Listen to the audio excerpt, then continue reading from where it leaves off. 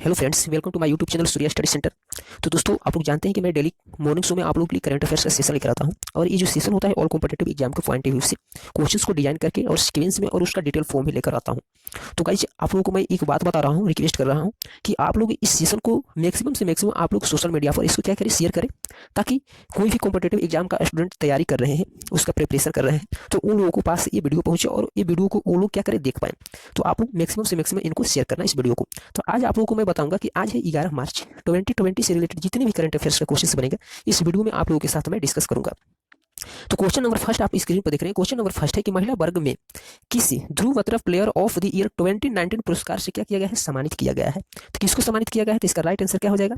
तो रानी रामपाल को यहाँ पर क्या किया गया है, ध्रुवत्र प्लेयर ऑफ द 2019 यानी कि 2019 का क्या किया गया है, इनको पुरस्कार से सम्मानित किया गया है रानी रामपाल को। और रानी रामपाल को किया गया है, तो सबसे पहले हम बात करेंगे रानी रामपाल जी जो है वो क्या है। तो जो रानी रामपाल एक महिला हॉकी टीम के क्या है, तो कप्तान है। आपसे पूछा जा सकता है कि जो रानी रामपाल है वो क्या है, तो महिला हॉकी टीम का क्या है, तो कप्तान है। और बात हुई है गाइस यहाँ पर कि राष्ट्रीय हॉकी संघ की बात हुई है, यानी कि हॉकी की बात हुई है। तो सबसे पहले हम जानेंगे कि जो भारतीय हॉकी संघ टीम है, उनका स्थापना कब हुआ था, फाउंडेड कब हुआ था। तो कब हुआ था? तो 20 मई 2009 में इनका क्या हुआ था, तो राष्ट्रीय यानी कि भारतीय हॉकी संघ का स्थापना हुआ था, फाउंडेड हुआ था। जो उनका अध्यक्ष है मोहम्मद मुश्ताक अहमद क्या है, तो इसका अध्यक्ष है, हॉकी संघ टीम का अध्यक्ष है। और यहाँ पे आप लोग देख रहे हैं नेक्स्ट पॉइंट कि पुरुष हॉकी टीम कोच के मतलब कौन है, जो पुरुष हॉकी टीम के कोच कौन है, तो कौन है, तो ग्राहम रीड है। कौन है? तो ग्राहम रीड है, जो कि पुरुष हॉकी टीम के कोच हैं, इनको बनाया गया है। और यहाँ पे आप लोग देख रहे हैं कि महिला हॉकी टीम के कोच कौन है, तो सौड मारिन है। कौन है? सौड मारिन है, जो कि महिला हॉकी टीम के कोच बनाया गया है, इनको सौड मारिन को। यहाँ से इतने क्वेश्चंस बनेंगे। नेक्स्ट क्वेश्चन की ओर मूव ऑन करते हैं गाइज।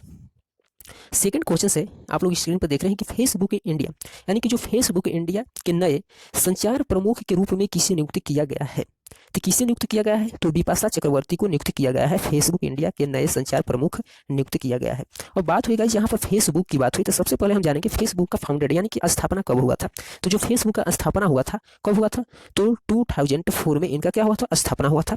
इनका हेडक्वार्टर कहाँ पर, फेसबुक का हेडक्वार्टर कहाँ पर है, तो कहाँ पर है, तो कैलिफोर्निया यूएसए में इनका क्या है, फेसबुक का हेडक्वार्टर है। और यहाँ पे हम देखेंगे कि जो फेसबुक का सीईओ कौन है, तो मार्क जुकरबर्ग है। कौन है? तो मार्क जुकरबर्ग है, जो कि फेसबुक का सीईओ बनाया गया है। तो यहाँ से इतने क्वेश्चन बनेंगे। नेक्स्ट क्वेश्चन की ओर मूव ऑन करते हैं गाइज।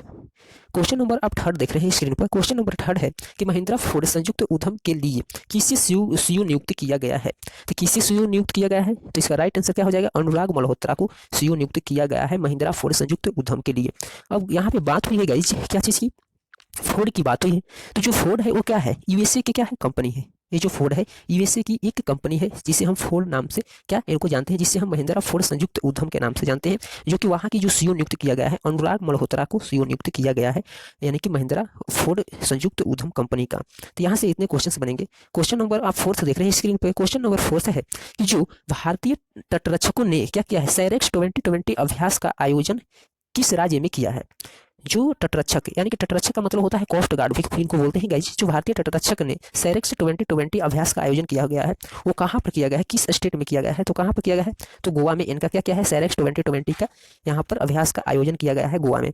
अब गाइस यहाँ पे बात हुई है, सैरेक्स की बात हुई है, क्या चीज़ की बात हुई है, यहाँ पे सैरेक्स की बात हुई है। तो सबसे पहले इनका हम फुल फॉर्म जानेंगे। तो जो सैरेक्स का फुल फॉर्म होता है सर्च एंड रिसीव एक्सरसाइज, इसका क्या होता है, रिसीव इसका क्या होता है, तो फुल फॉर्म होता है, क्या होता है, तो सर्च एंड रिसीव एक्सरसाइज इनका क्या होता है, सैरेक्स का फुल फॉर्म होता है। तो गाइस और बात हुई गाइस यहाँ पर तटरक्षक की बात है, यानी कि भारतीय तटरक्षक यानी कि कोस्ट गार्ड की बात हुई है। तो सबसे पहले हम जानेंगे यहाँ पे कि कोस्ट गार्ड का जो स्थापना हुआ था कब हुआ था। तो कोस्ट गार्ड का जो स्थापना हुआ था 18 अगस्त 1978 में इनका स्थापना हुआ था। जो इसका हेडक्वार्टर है न्यू दिल्ली में स्थित है। और इसका जो कोस्ट गार्ड का जो अध्यक्ष है गाइस वो क्या है, कृष्णा स्वामी नटराजन क्या है, इनका अध्यक्ष है। यहाँ पे बात होगी गाइस, यहाँ से इतने क्वेश्चंस बनेंगे।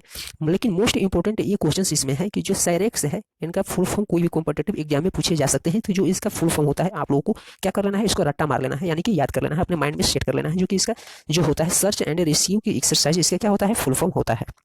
तो आप लोगों को क्या कर लेना है, इसको याद कर लेना है। नेक्स्ट क्वेश्चन की ओर मूव करते हैं गाइज।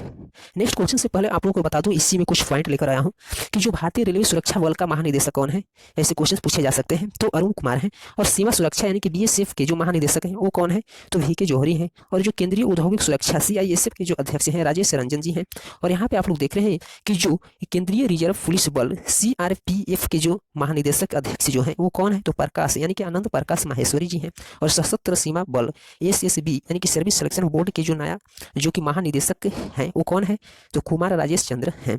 यहाँ से इतने क्वेश्चन पूछे जाएंगे। और यहाँ भी बात हुई गाइज, गोवा की बात हुई थी। तो सबसे पहले हम जानेंगे कि गोवा की जो कैपिटल है वो कहाँ पे है, तो पणजी में है। वहाँ की गोवा की जो चीफ मिनिस्टर है वो कौन है, प्रमोद सावंत जो है कि बीजेपी पार्टी से है। कहाँ से हैं, प्रमोद सावंत हैं, वो कहाँ से हैं, तो बीजेपी पार्टी से हैं। गवर्नर कौन है, सत्यपाल मलिक जी हैं गोवा के। अब गोवा के उच्च न्यायालय का क्या है नाम, गोवा के उच्च न्यायालय की जो नाम है क्या है, मुंबई उच्च न्यायालय है। और वहाँ के महानिदेशक जो है यानी कि जो मुख्य न्यायाधीश हैं वो कौन है, तो प्रदीप नंदराज जोग हैं। और गोवा की जो दो पड़ोसी स्टेट है वो कौन कौन से हैं, तो महाराष्ट्र है और दूसरा है कर्नाटक। और यहाँ पे आप लोग देख रहे हैं कि गोवा में कुल 2 सीटें हैं, मतलब कि लोकसभा की 2 सीटें हैं और राज्यसभा की 1 सीटें हैं और विधानसभा के कुल 40 सीटें हैं गोवा में। और यहाँ पे आप लोगों को बता दूं कि जो गोवा के यहाँ पे आप लोग देख रहे हैं कि गोवा क्षेत्रफल के हिसाब से सबसे छोटा स्टेट है। क्या है, क्षेत्रफल के हिसाब से जो गोवा है वो सबसे छोटा स्टेट माने जाते हैं। और यहाँ पे आप लोग देख रहे हैं कि 19 दिसंबर को हर साल गोवा मुक्ति दिवस मनाया जाता है। क्या किया जाता है, तो 19 दिसंबर को गोवा में हर साल क्या मनाया जाता है, तो मुक्ति दिवस मनाया जाता है। और हर साल 30 मई को गोवा स्थापना दिवस मनाया जाता है, क्योंकि यहाँ पे गोवा की स्थापना हुआ था 30 मई को हुआ था, इसलिए यहाँ पे क्या किया जाता है, तो इसका स्थापना दिवस मनाया जाता है। तो यहाँ से इतने क्वेश्चन बनेंगे। अब नेक्स्ट क्वेश्चन की ओर मूव करते हैं गाइस। क्वेश्चन नंबर 5 आप लोग देख रहे हैं स्क्रीन। क्वेश्चन नंबर 5 है गाइस, यहाँ पे क्वेश्चन नंबर 5 आप लोग देख रहे हैं। क्वेश्चन नंबर 5 है कि किस राज्य सरकार ने राम वन गमन पथ न्यास के गठन की मंजूरी दी है। क्या चीज की, तो कौन सी जो राज्य सरकार ने क्या किया है, राम वन गमन पथ न्यास के गठन क्या है, गठन की क्या है यहाँ पे मंजूरी दी है। तो कौन सी स्टेट है गाइस, तो वो स्टेट है मध्य प्रदेश। इसका राइट आंसर क्या हो जाएगा, C is the right answer this question. इसका राइट आंसर हो जाएगा मध्य प्रदेश। मध्य प्रदेश सरकार ने क्या किया है, राम वन गमन जो पथ है उसका न्यास का गठन किया है, उसके लिए मंजूरी दी है। अब इसके बाद बात करेंगे यहाँ पे गाइस, मध्य प्रदेश की बात हुई है तो इनके बारे में यहाँ पे कुछ डिटेल में जानेंगे। यहाँ पे आप लोग देख रहे हैं कि जो मध्य प्रदेश है इसका जो कैपिटल है वो भोपाल है। और यहाँ के चीफ मिनिस्टर जो है मध्य प्रदेश के जो चीफ मिनिस्टर है मुख्यमंत्री कमलनाथ हैं, जो कि कौन सी पार्टी से हैं, तो कांग्रेस पार्टी से हैं। और यहाँ की जो गवर्नर है कौन है, तो लालजी टंडन है।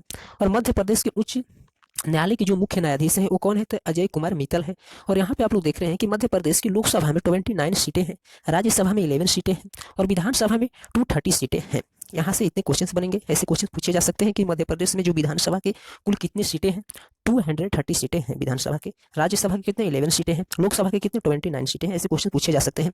बट आगे हम देखूंगा नेक्स्ट क्वेश्चन कि मध्य प्रदेश की जो 5 पड़ोसी स्टेट है, जो मध्य प्रदेश है उनका 5 पड़ोसी स्टेट है, कौन कौन से है, तो फर्स्ट नंबर महाराष्ट्र हो गया और सेकेंड हो गया छत्तीसगढ़, उत्तर प्रदेश, राजस्थान और गुजरात। क्या है, तो मध्य प्रदेश के 5 पड़ोसी जो कि स्टेट है। और यहाँ पे कुछ और बात कर रहे हैं गाइस यहाँ पर कि जो मध्य प्रदेश के राष्ट्रीय उद्यान कौन कौन से हैं। तो यहाँ पे आप लोग देख रहे हैं कान्हा राष्ट्रीय उद्यान, माधव राष्ट्रीय उद्यान देख रहे हैं और बांधवगढ़ राष्ट्रीय उद्यान देख रहे हैं, पतरा जो कि राष्ट्रीय उद्यान है, सतपुड़ा राष्ट्रीय उद्यान है, वन विहार राष्ट्रीय उद्यान है और इंदिरा प्रियदर्शनी पेंच राष्ट्रीय उद्यान आप लोग देख रहे हैं और संजय राष्ट्रीय उद्यान जो है और मंडला प्लांट फोसिल, यह भी सारी जो नेशनल पार्क जो है ये कहाँ पर स्थित है, तो मध्य प्रदेश में स्थित है। यहाँ से इतने क्वेश्चन बनेंगे। और नेक्स्ट क्वेश्चन से आप लोग देख रहे हैं क्वेश्चन नंबर 6 आप लोग देख रहे हैं स्क्रीन पे। क्वेश्चन नंबर 6 है कि किस भारतीय खिलाड़ी ने क्रिकेट के सभी प्रारूपों से क्या किया है, संन्यास की घोषणा किया है। जो कि आप लोगों को क्वेश्चन कह रहा है कि जो भारतीय खिलाड़ी ने क्या किया है, क्रिकेट के सभी जो प्रारूप से क्या किया है, संन्यास लेने की घोषणा किया है। तो कौन किया है, तो वसीम जाफर ने किया है। क्या किया है कि जो भारतीय खिलाड़ी के क्रिकेट के सभी प्रारूपों से संन्यास लेने की क्या किया है, तो घोषणा किया है, वसीम जाफर ने किया है। और वसीम जाफर ने किया है। यहाँ पे बात हुई है क्रिकेट की बात हुई है, तो जो क्रिकेट का रेगुलेट करवाता है कौन, ऐसे क्वेश्चन पूछे जा सकते हैं।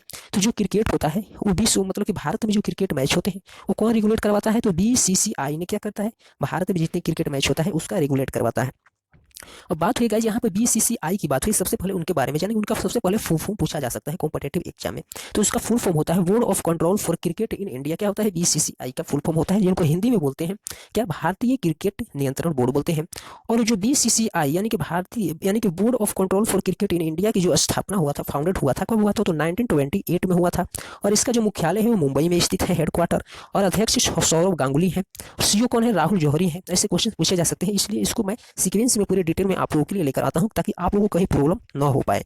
और यहाँ पे उपाध्यक्ष कौन है, तो महिम वर्मा है। और सचिव कौन है जो कि BCCI के सचिव कौन है, तो जय शाह है, क्या है, सचिव है।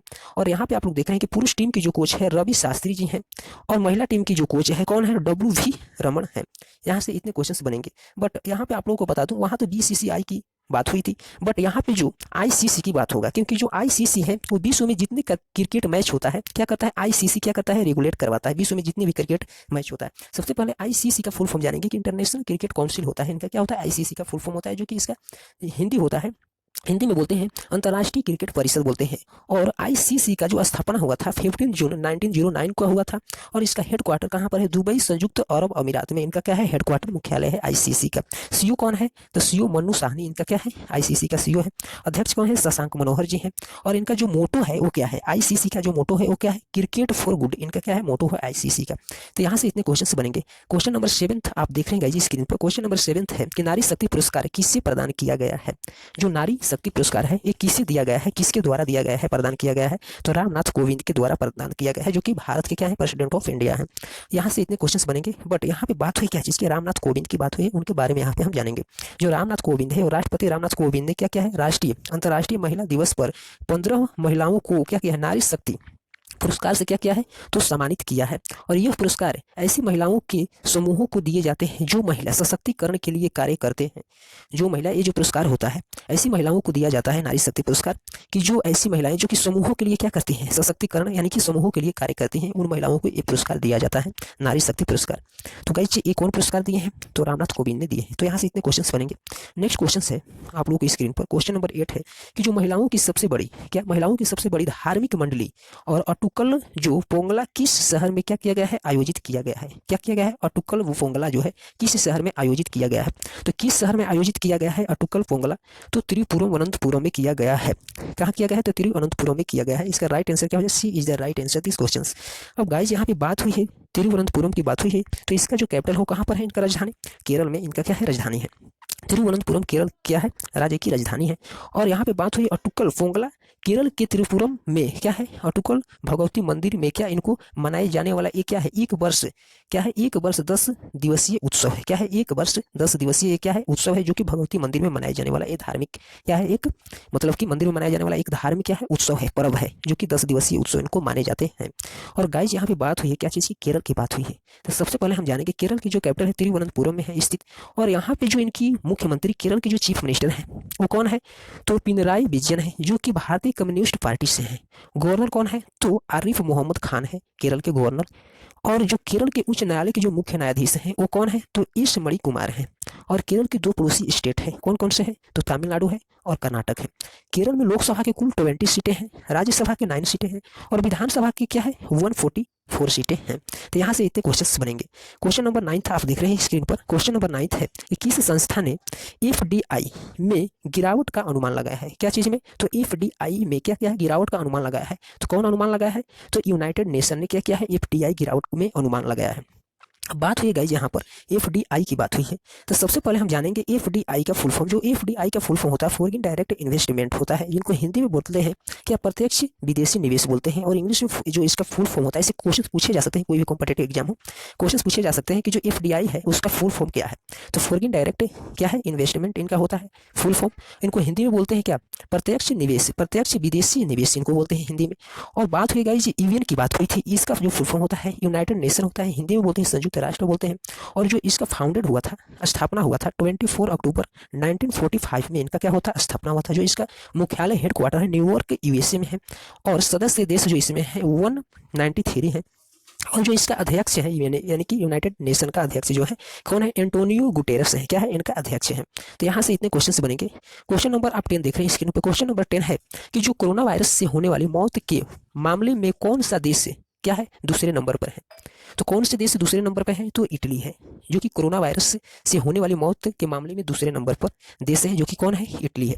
अब गाइस यहाँ पे इटली है, तो इटली की बात हुई है। बट इसके बारे में यहाँ पे कुछ मोस्ट फैक्ट को देखेंगे कि जो चीन के वाहन के फैलने क्या है, जो चीन के वाहन में फैले कोरोना वायरस का क्या क्या है, यहाँ पे कोविड-19 क्या क्या है इसको नाम दिया गया है। सबसे पहले जो कोरोना वायरस है गाइस, इसके बारे में आप लोगों को मैं वीडियो एक बनाकर अपलोड किए हैं। आप जाकर के वहाँ पर देख सकते हैं कि जो कोरोना वायरस है वो कैसे फैलता है, उनका बचाव कैसे किया जाएगा, कैसे उनसे हम लोग बचेंगे, और कोरोना वायरस की जो डिटेल है वहाँ पे आप लोगों को एक वीडियो फॉर्मेट में आप लोगों को दिए हैं। आप जाकर के वहाँ पे देख सकते हैं, थंबनेल भी उसका लगाए हैं बहुत ज़बरदस्त वाले। आप लोग जाकर देख लीजिए कोरोना वायरस के बारे में, कैसे हम बचें और कैसे वो फैलते हैं, तो आप लोग देख लीजिए। बट यहाँ पे कुछ बात हुई तो कुछ कोरोना वायरस के बारे में यहाँ पे आप लोगों को मैं बता देता हूँ। यहाँ पे क्वेश्चन कुछ पॉइंट है, कहा जा रहा है कि चीन के जो वुहान में फैले कोरोना वायरस को क्या नाम दिया गया है, तो कोविड-19 नाम दिया गया है। बट जो कोरोना वायरस होता है क्या, तो जो कोरोना वायरस होता है गाइस, ये कोरोना वायरस का ये क्या है, कोविड-19 एक क्या है, फैमिली है। यहाँ पे वीडियो बनाया है मैंने, जाकर के आप वहाँ पे डिटेल में देख लीजिए। यहाँ पे बता देता हूँ कि जो कोरोना वायरस का होता है ये क्या होता है, ये फैमिली है, 3 इनका फैमिली है, जिसको बोलते हैं, एक को बोलते हैं सार्स, और दूसरा को मर्ज बोलते हैं, और जो तीसरा है वही तीसरा कोविड-19 है, जो कि चीन से स्टार्टिंग हुआ है फैलना। धीरे धीरे यहाँ इंडिया में भी इसका आगमन हो गया है। तो आप लोग जाकर के वहाँ पे वीडियो को देख लें, और वहाँ बचाव इनका बताया गया है और कैसे फैलता है उसको भी बताया गया है।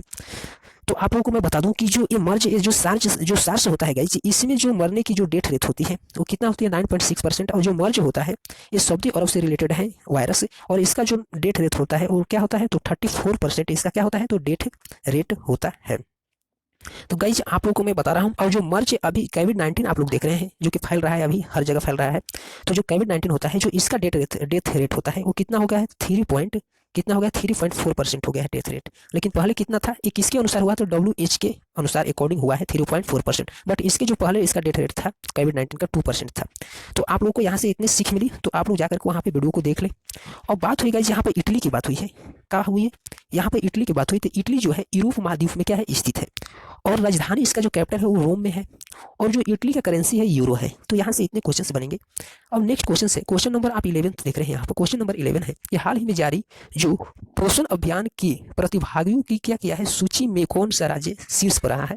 तो कौन सा राज्य शीर्ष पर रहा है, पोषण जो अभियान प्रतियोगिता में कौन सा जो स्टेट है शीर्ष पर रहा है, तो तमिलनाडु रहा है।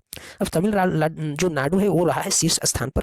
तो यहाँ पे इनके बारे में कुछ इंपॉर्टेंट फैक्ट को देखेंगे। जो पोषण अभियान एक सरकारी मिशन है, जो पोषण अभियान है वो क्या है, तो एक सरकारी मिशन है जो गरीब क्षेत्रों में बच्चों, महिलाओं और गर्भवती माताओं को क्या किया जाता है, पोषण को सुनिश्चित करने के लिए इनको क्या किया जाता है, इस अभियान को क्या चलाया गया है, पोषण अभियान।